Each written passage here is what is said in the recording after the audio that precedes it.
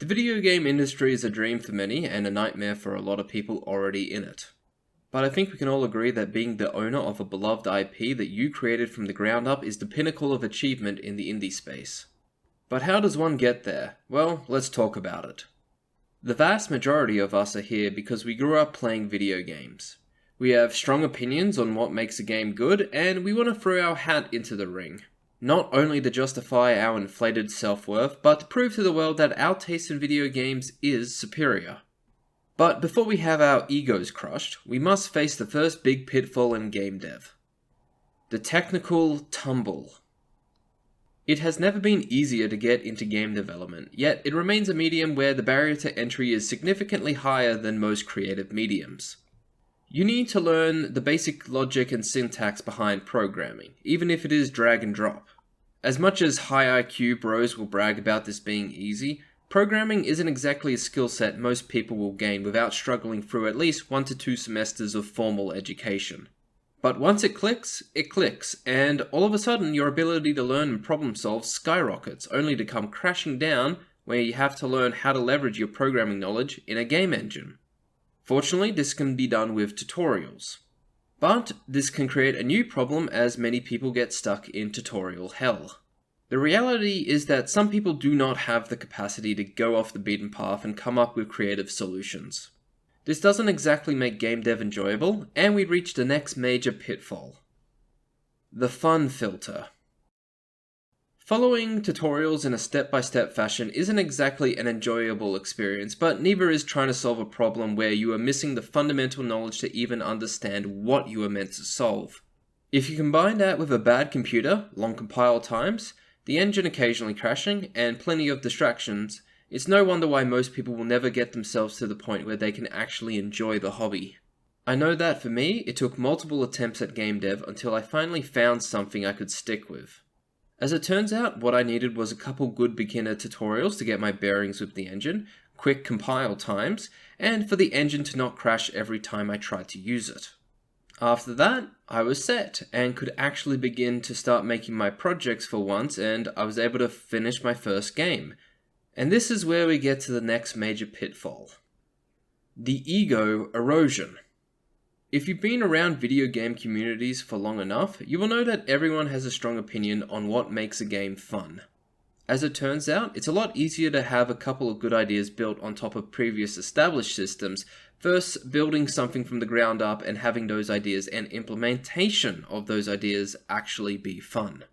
And when you start making games, it becomes clear that being a video game critic is a very different skill set to being a game designer.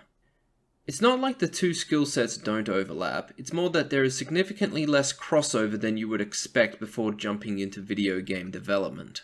For some people, this realization is going to happen after making their first game in a game jam and being really proud of it, only to have major flaws that make it dull for the average player.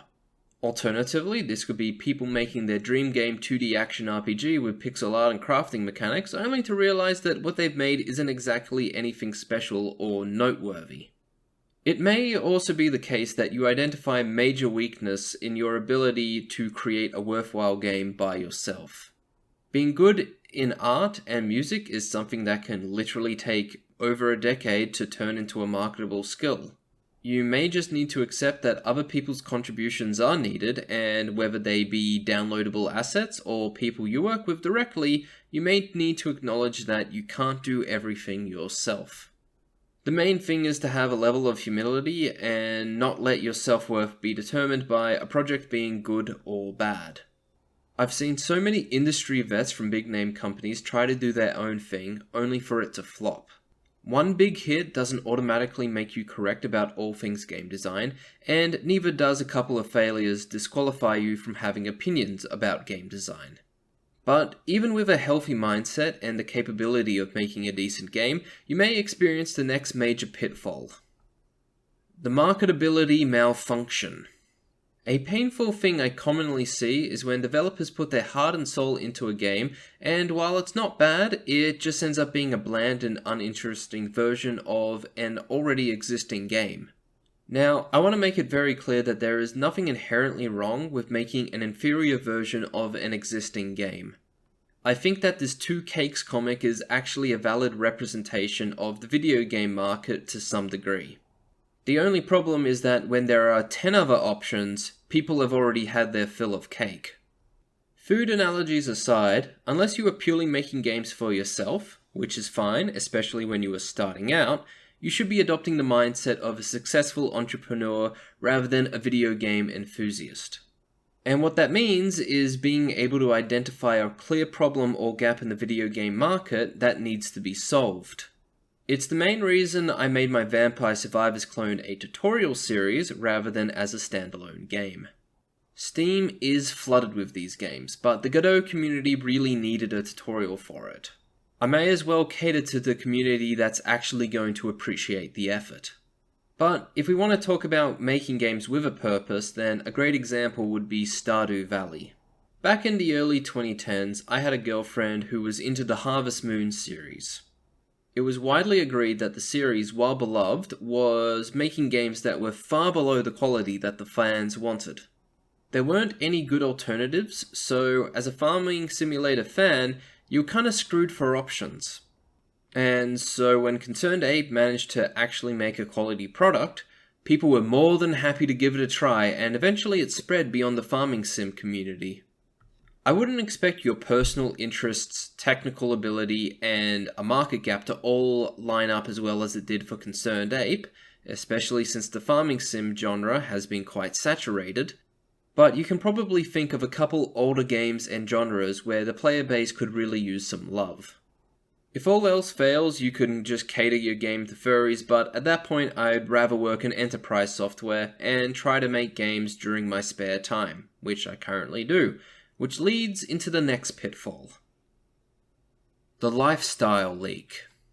The big thing you need to remember about most famous and successful people is that a lot of them managed to dedicate years of their life to high-risk ventures was not only because they had a lot of talent, worked hard, knew the right people, and were at the right place at the right time, but because they had the ability to fail. Take Concerned Ape from Stardew Valley again. It's very unlikely that he would have been able to make Stardew Valley for 4.5 years straight had his girlfriend not financially supported him. He even acknowledges that living in his shoes is unrealistic for most people. Time is money, and you're probably not rich enough to buy it back yet. It's also foolish to rely on income from a hobby until you can reliably get income from that hobby. For us with full-time jobs, it's still tough pursuing anything with a moderately large scope, and there may come a point where you realize that the project you already put a year into isn't feasible and will take another 7 years to make. But even for those who are currently able to dedicate all of their time into game dev, you may not have that in a year or two, and your 4 to 5 year plan will get turned into a 10-year plan. Life happens to us all, and circumstances change. It shouldn't prevent us from making projects that we truly believe in, but we do need to acknowledge that the longer a project goes on for, the more likely something outside of our control will happen that prevents us from continuing the project. And while we should take precautions to not overcommit to a project, it's very easy to overcorrect and fall into the next pitfall. The regretful restart. Finishing a game project is a lot more difficult than starting a game project.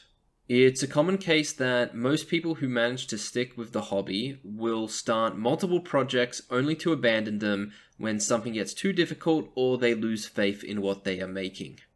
A lot of the time, these aren't exactly bad decisions, as the project is simply not feasible, but when it becomes a trend, you may start realizing that you're not actually making any games, and instead, you're just making incomplete prototypes. You look back at the past 2 years, and you realize that you haven't made anything substantial with your hobby, just a bunch of small, incomplete demos. And while it's totally fine to take some pride with how much you have learned while making a project only to abandon it, at some point you do have to ask where the fruit of your labor is.